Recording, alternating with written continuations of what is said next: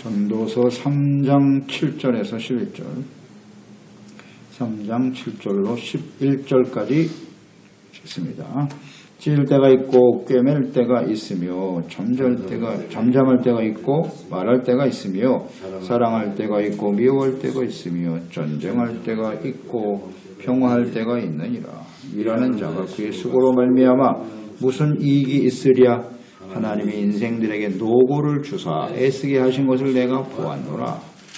하나님이 모든 것을 지으시되 때를 따라 아름답게 하셨고 또 사람들에게는 영원을 사모하는 마음을 주셨느니 그러나 하나님이 하시는 일의 시종을 사람으로 측량할 수 없게 하셨도다. 아멘. 때를 따라 아름답게 하시는 하나님. 인생에 일어나는 모든 일들은 우연이 아니라 천지만물 사람을 창조하신 하나님께서 때를 따라 하나님의 계획대로 섭리하시는 것이죠. 출생과 죽음도 역시 하나님의 뜻대로 주어지는 것이죠. 이걸 모르면 우리의 인생은 허망할 수밖에 없다 하는 것입니다. 출생과 죽음이라는 것은 우리에게 주어진 시간이요 인생인데 그 가운데서 하나님을 알지 못한다. 그러니까 인생이 불확실한 것입니다. 불안하죠. 두려움과 또 내 뜻대로 되지 않으면 쉽게 절망하고 낙심할 수밖에 없는 존재요. 모든 것이 다 잘 되고 좀 더 나은 삶을 위해서 열심히 애를 쓰고 살아갑니다만 결국 허무함으로 살아갈 수밖에 없다. 하나님이 없는 인생은 참으로 안타까운 일입니다. 안타까운 일입니다. 그 본질을 잘 이해해야 된다. 그렇죠? 7절에도 찢을 때가 있고 꿰맬 때가 있고 잠잠할 때가 있고 말할 때가 있다. 찢을 때 옷을 찢는다라고 하는 것은 극한 슬픔과 탄식을 표현하는 것이죠. 하나님 이스라엘 백성들 극한 슬픔을 만나면 옷을 찢기도 했죠. 꿰맨다고 하는 것은 다시 평상으로 돌아올 때도 있다 그런 뜻인데요. 그래서 옷을 찢는다, 찢을 때 그것은 분열의 아픔을 상징하는 말이기도 하죠. 옷을 찢는다 할 때 묵상되는 말씀이 있죠. 열왕기상 11장 30절 31절 아히야가 자기가 입은 새 옷을 잡아 12조각으로 찢고 여로보암에게 이르되 너는 10조각을 가져라. 이스라엘의 하나님 여호와의 말씀이 내가 이 나라를 솔로몬의 손에서 찢어 빼앗아 10지파를 내게 주고 솔로몬이 부패하고 타락했죠. 이런 지혜를 얻었던 하나님을 떠난 인생이 이렇게 허망할 수밖에 없다는 그것을 깨닫고 글로 남긴 솔로몬이 마지막에 우상숭배에 빠져서 인생을 마감하고 말죠. 그래서 그 아들 르호보암이 완악함과 교만함으로 인해서 결국 나라를 이렇게 분열시킬 수밖에 없는 상황이 되었도다. 하나님께서 하신 일이죠. 찢어 빼앗아 그랬어요. 찢어 빼앗아 10지파를 내가 데리고 가라. 다 하나님이 하신 일입니다. 그러면서 여로보암에게 내가 다윗과 같이 행해라. 솔로몬처럼 하지 말고 르호보암을 따르지 말고 다윗을 따르라고 그랬어요. 그런데 우상숭배로 시작했죠. 멸망의 길을 갈 수밖에 없었다. 찢을 때가 있다. 하나님께서 이게 다 허용하시는 거예요. 이렇게 될 수밖에 없게 하셨죠. 다윗과 같이 하나님을 정직하고 바르게 섬기라고 하시는 하나님의 뜻이었습니다. 그 찢음의 의미를 몰랐다. 찢음의 의미를 몰랐어요. 여로보암은 그 하나님의 뜻을 모르고 자신의 권력과 자신의 영광을 나타내기 위해서 이게 인간의 한계입니다. 깨닫지 못하죠. 그래서 하나님이 이렇게 찢어지게 하시는 것도 은혜예요. 서로 갈등할 때도 있고 서로 고통스러운 일들을 만날 때도 있는데 그 앞에서 겸손해지고 하나님을 바라보라는 것이겠죠. 잠잠할 때가 있는가 하면 또 말할 때가 있다. 말을 아끼고 조심할 때가 있고 또 말을 해야 될 때가 있는데 저는 이 말씀 묵상하면서 여호수아 6장 10절 말씀을 묵상하게 됐어요. 여호수아가 백성에게 명령하여 이르되 너희는 외치지 말며 너의 음성을 들리게 하지 말아라. 너희 입에서 아무 말도 내지 말라. 그리하다가 내가 너에게 명령하여 외치려 하는 날에 외칠지니라. 잠잠할 때가 있고 말할 때가 있다. 말없이 하나님을 믿고 바라보면 순종하라는 거예요. 여리고성 돌 때 아무 말도 하지 마라. 거기서 나오는 말이라고 하는 것은 사람들을 순종하지 못하게 하는 말들, 낙심하고 절망하게 만들고 하나님을 의심하게 하는 말들. 그러니까 잠잠하게 하신 거죠. 다 하나님의 섭리 가운데 하시는 일이에요. 말없이 하나님만 믿고 의지하며 바라보라는 것이죠. 그래서 우리가 뭔가 자꾸 말하고 싶을 때가 있어요. 뭐 억울할 때라든지 뭐 자신이 옳다고 주장하고 싶을 때가 있어서 자꾸 말하고 싶을 때가 있는데 오히려 그때는 잠잠할 때예요. 잠잠할 때입니다. 잘 분별할 줄 알아야 돼요. 마음에 분노가 이끌고 있는데 나오는 말이라는 게 무슨 말이겠어요? 상대방의 상처를 주고 죄 짓는 말을 밖에 할 수 없는 거예요. 마음이 평안하고 기쁨이 넘칠 때 이런 걸 잘 분별할 줄 알아야 된다. 하나님의 말씀을 하는 것 같이 하라. 그렇지 않으면 잠잠하는 게 좋죠. 안 되니까 그렇지 못하면 하나님께서 일부러 잠잠하게 만드시기도 하죠. 8절에 사랑할 때 미워할 때 전쟁할 때 평화할 때가 있다. 사랑할 때가 있는가 하면 미워할 때가 있다. 사랑이라고 하는 것은 사실 영원한 것이잖아요. 믿음, 소망, 사랑은 영원한 것이라 그랬어요. 변하지 않는 것인데 왜 자꾸 변할까요? 사랑이 왜 미움이 되죠? 하나님의 사랑을 알지 못하는 사람들이에요. 사랑이라고 말하지만 그 사랑이 100% 사랑이 아니거든. 그 안에 욕망이 들어있거든. 욕망과 이기심이 자리 잡고 있기 때문에 자기의 뜻대로 안 되거나 자기의 욕심과 자기의 뜻에 만족하지 못하면요. 사랑이 미움으로 바뀌죠. 이것이 하나님을 떠난 사람들의 한계입니다. 그 사랑이 영원할 것 같습니까?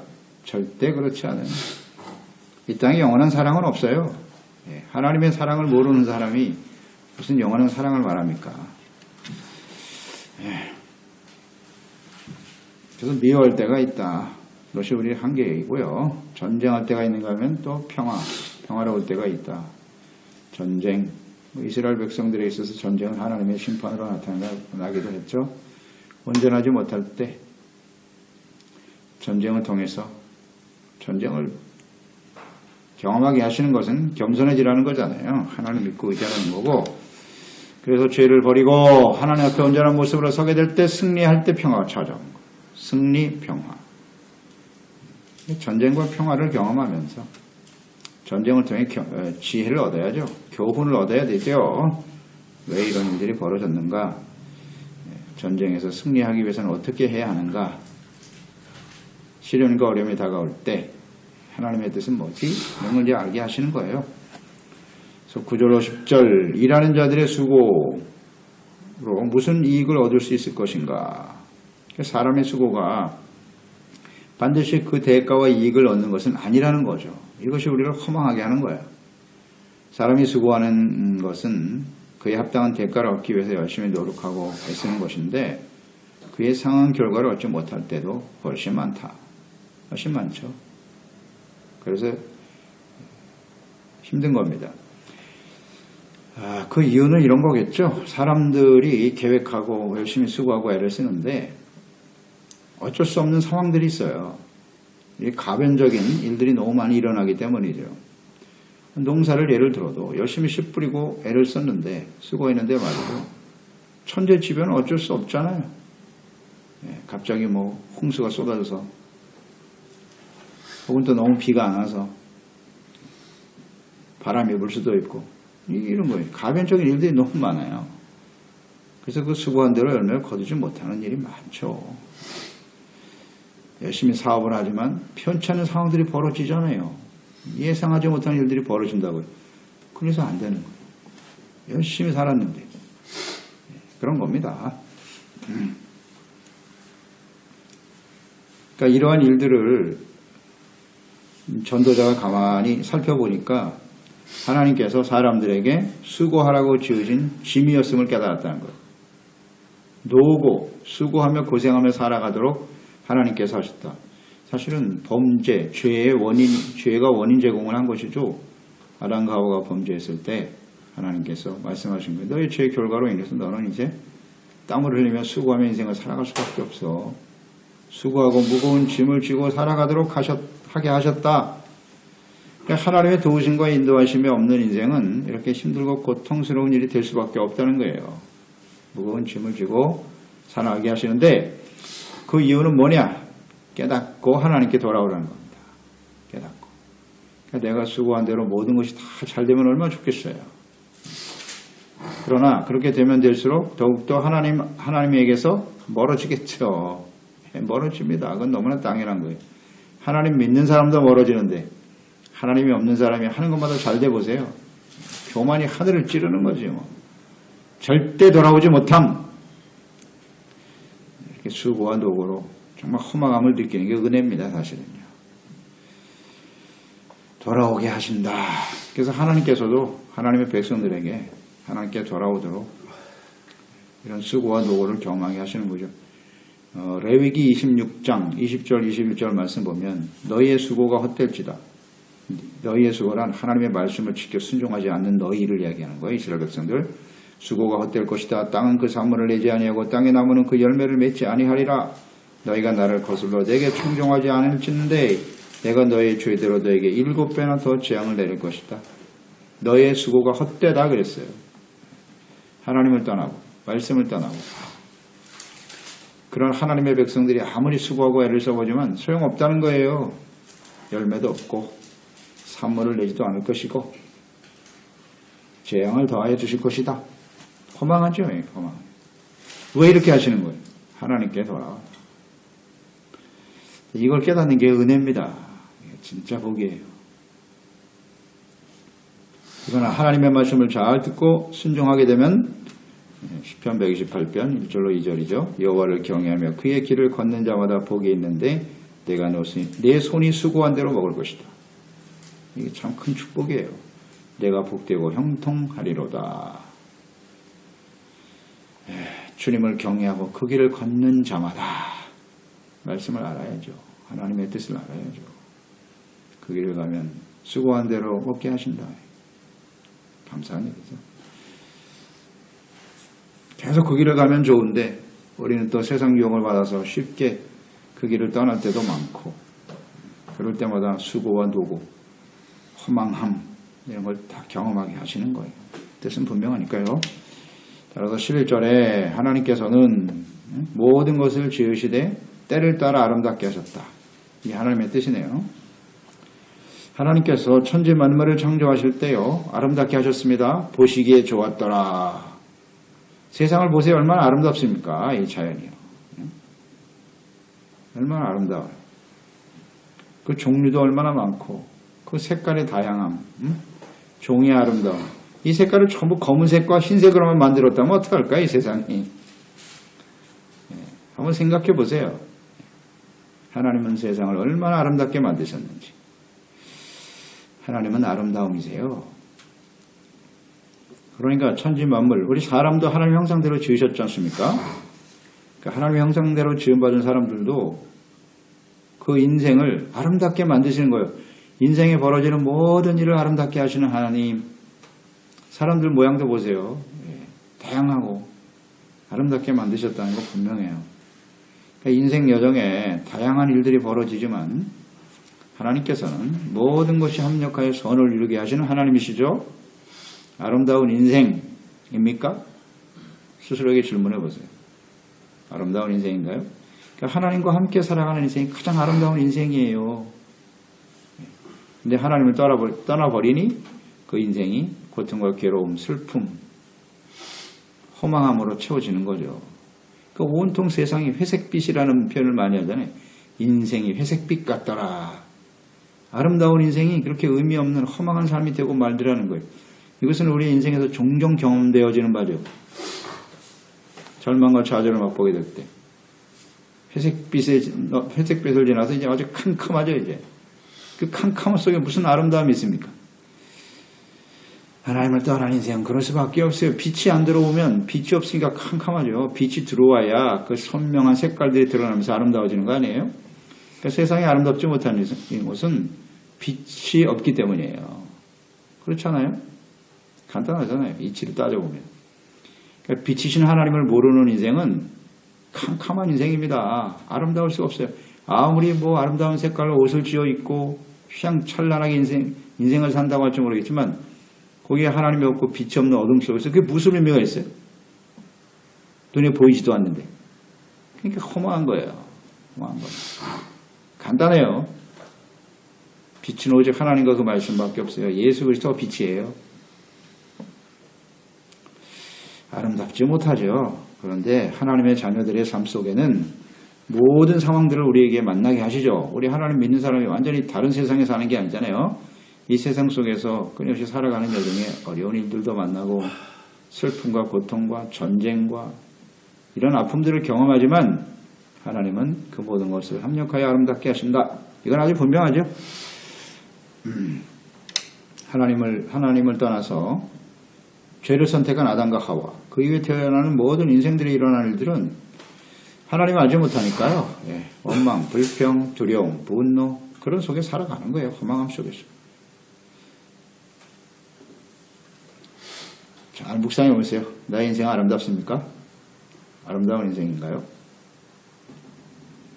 히브리서 13장 9절 말씀 묵상하게 되네요. 여러 가지 다른 교훈에 끌리지 말라. 마음은 은혜로서 굳게 함이 아름답다. 네, 그렇습니다. 은혜로서 굳게, 우리의 마음을 은혜로 굳게 하는 것이 아름답대요. 마음이 아름다운 인생이 되어야 된다. 그것은 뭐냐? 은혜. 하나님을 아는 사람은 은혜가 뭔지 알죠. 허망한 인생에 살던 절망 중에 있던 우리들에게 찾아오셔서 빛으로 찾아오셨잖아요. 그래서 빛이신 하나님과 그 뜻을 알게 하시고 그 앞에서 내가 얼마나 더러운 인생이었는가, 어둠에 썩어가는 옛사람의 모습을 벗어버리고 의와 영생의 새 옷을 입게 하신 하나님, 너무 감사하죠. 겸손, 내가 죄인입니다. 하나님과 함께 살아가는 인생 감사하는 거죠. 그러니까 겸손하죠, 온유하죠. 은혜를 받은 사람은 언제나 감사하며 살죠. 그러니까 인생이 아름다운 거예요. 그렇지 않나요? 감사하는 사람보다 아름다운 인생이 있을까요? 감사할 줄 알아야죠. 은혜를 모르는 사람은 항상 부족해, 원망, 불평만 계속 쏟아져. 잘 생각해 보세요. 어떤 게 아름다운 인생인지. 나의 힘으로 모든 것을 다 할 수 있어, 모든 것을 누렸어. 교만함이 아름다움인가? 사람들은 그 교만한 모습을 아름다움이라고 생각해. 그래서 그걸 얻기 위해서 몸부림치는 거예요. 아하, 그게 얼마나 허망한 일인지 경험해 봐야 알겠습니까? 겸손이 아름다운 겁니다. 겸손하게 하나님께 나아가. 겸손하니까 빛을 거부하는 거죠. 하나님을 거부. 그게 무슨 아름다운 인생이 있을고. 야, 이런 걸 깨닫는 게 지혜인데 말입니다. 우리에게 이런 놀라운 진리를 깨워주신 하나님께 얼마나 감사한지. 하나님이 없는 인생들, 겉으로는 화려한 것 같이 보이죠? 그게 어둠이라고요. 그게 뭐가 아름다움이야? 그걸 부러워합니까? 겸손함으로, 은혜로 겸손하고 감사할 줄 아는 게 아름다움이에요. 하나님과 함께 살아가는 인생. 할렐루야. 빛의 열매, 착함, 의로움, 진실함, 이런 것이 진정 아름다움이지. 겉을 화려하게 꾸미는 게 아름다움 아니에요. 호화로운 집에서 좋은 음식을 먹고 사는 게 그게 아름다움입니까? 아닙니다. 허망한 인생일 뿐이죠. 그러니까 때를 따라 일하시는 하나님. 그러니까 우리 하나님의 자녀들은요, 우리 삶 속에 경험되는 때를 따라 경험하게 하는 모든 일들이 다 아름다운 것입니다. 합력하여 선을 이루시니까. 겸손하게 주님을 바라볼 수 있게 하시니 그게 아름다운 거지. 하나님 때문에. 그 다음 때를 따라 일하시는 하나님은 사람들에게 영원을 사모하는 마음을 주셨다. 때, 시간, 우리를 출생하게 하시고 또 그것이 마감될 날이 있다는 거잖아요. 이 모든 것을 알게 하시는 하나님이 영원을 사모하는 마음을 주셨다. 하나님의 자녀니까요. 하나님이 영원하신 분이죠. 하나님의 형상대로 지음받은 사람들은 영원한 존재예요. 영원을 사모하는 존재들이에요. 그러니까 우리 육체가 마감될 수밖에 없다는 거예요. 쉽게 끝날 수밖에 없는데 그러니까 모든 피조물 중에서 영혼을 사모하는 마음은 사람에게만 주셨어. 사람에게. 그러니까 내세에 관심이 많아. 사후세계가 어떻게 될지. 영혼은 신에 대한 관심이 많아. 그럴 수밖에 없죠. 하나님의 형상대로 지었으니까. 영혼을 사모하는 마음을 주셨는데 불멸의 소망. 그러니까 영원하신 하나님과 단절됨으로 인해서 나타나는 결과인데요. 그러니까 우리의 삶 속에 이렇게 때를 따라서 여러 가지 시련과 어려움, 인간의 허망함 이런 걸 다 경험하게 하시는 이유는 영혼을 사모하게 하시기 위해서. 영원하신 하나님을 바라볼 수 있도록 하기 위해서. 이게 다 하나님의 은혜예요. 이거 깨닫는 사람은 복을 받는 것이고 깨닫지 못하고 여전히 죽으면서 끝나버릴 인생, 영원히 버릴 인생을 선택하는 사람도 있겠습니다만 우리가 얼마나 큰 은혜를 받았는가. 영생의 소망을 주기 위해서 오신 분이 예수님 아니십니까? 요한복음 3장 14절이야. 모세가 광야에서 뱀을 든 것 같이 인자도 들려야 하리니. 이것 때문에 예수님 십자가 못 박히기 위해서 오셨다. 이는 그를 믿는 자마다 영생을 얻게 하려 하심이니라. 하나님의 세상을 처럼 사랑하셔 독생자를 주셨는데 이는 그를 믿는 자마다 멸망치 않고 영생을 얻게 하려 하심이니라. 아멘. 영생을 주시기 위해서 오셨잖아요. 예수님을 통해서 영원한 삶으로 바뀌는 거죠. 그러니까 영혼을 사모하는 마음을 누구에게나 주셨는데 그 길이 뭐냐 이게. 어떻게 해야 영원한 생명을 얻게 되는 것입니까? 그 자체를 부인하는 사람도 많이 있습니다만 영생을 사모하는 그것을 위해서 영원하지 못한 것을 과감하게 버리고 예수 그리스도를 믿고 따르는 삶이 얼마나 복된 인생인가. 자, 생각해 보세요. 묵상해 보세요. 나는 정말 영혼을 사모하는 마음이 있나요? 예. 아니면 이 땅에서 잠시 있다 사라져버릴 아침 안개와 같고 풀과 또 그 영광이 풀의 꽃과 같은 인생, 그 속에서 그것을 영원한 삶을 잃어버린 상태에서 살아가고 있지는 않나요? 속일 수 없죠. 이건 하나님이 자기 자신도 알고 하나님도 우리 중심을 보시고 계시고 우리가 추구하는 바는 눈에 보이는 것이 아니요 보이지 않는 것이니 보이는 것은 잠깐이고 보이지 않는 것은 영원함이로다. 하나님의 말씀만이 영원하도다. 하나님의 뜻을 행하는 자는 영원히 거하느니라. 아멘. 그래서 주님의 말씀을 따라가는 거예요. 이게 영혼을 사모하는 사람들의 모습이겠죠. 그렇다면 우리의 삶 속에 일어나는 모든 때에 일어나는 일들은 다 아름다운 거예요. 그렇기 때문에 범사에 감사할 수 있는 것이고 항상 기뻐할 수 있는 것이고 아멘. 이게 진짜 하나님을 아는 사람들 아니에요? 때를 따라 아름답게 하시는 하나님의 시도다. 하나님을 알고 하나님께 가까이 나가 하나님과 함께 동행하며 그 하나님을 경외하며 섬기는 인생이 가장 아름다운 인생입니다. 기도하겠습니다. 하나님 아버지, 오늘도 주님의 말씀을 통해서 하나님이 없는 사람들의 인생이라고 하는 것은 정말 수고하고 노력하고 애를 써보지만 우리가 원하는 대로 이익을 얻지 못하는 허망한 인생일 수밖에 없다는 거예요. 그것이 어떤 좋은 결과를 얻는다 할지라도 그것은 하나님을 더욱더 멀리 떠나게 하는 일이 되어서 인생을 더욱더 자신을 허망하게 만들 수밖에 없는 것이죠. 그렇습니다. 시간을 지으시고 우리 인생을 지으시고 함께 역사하시고 인도하시는 하나님을 알고 사는 것이 얼마나 가치 있고 소중한 일인가요? 다시 한번 깊이 감사드립니다. 허망한 헛된 인생 속에 살고 있던 저희들에게 친히 찾아와 주셔서 하나님을 알게 하시고 우리를 지으시고 아름답게 창조하신 하나님, 때를 따라 아름답게 하시는 하나님을 알게 하시고 영원하신 하나님을 영원한 마음을 사모하고 하나님과 함께 살아갈 수 있게 해주신 주님께 깊이 감사 올리옵나이다. 주여, 이 깨닫는 우리들에게 깨닫게 하시는 이 놀라운 은혜가 우리와 함께하는 모든 사람들에게 동일하게 임할 수 있도록 도와주시옵소서. 예수님의 이름으로 기도드리옵나이다. 전도서 3장 7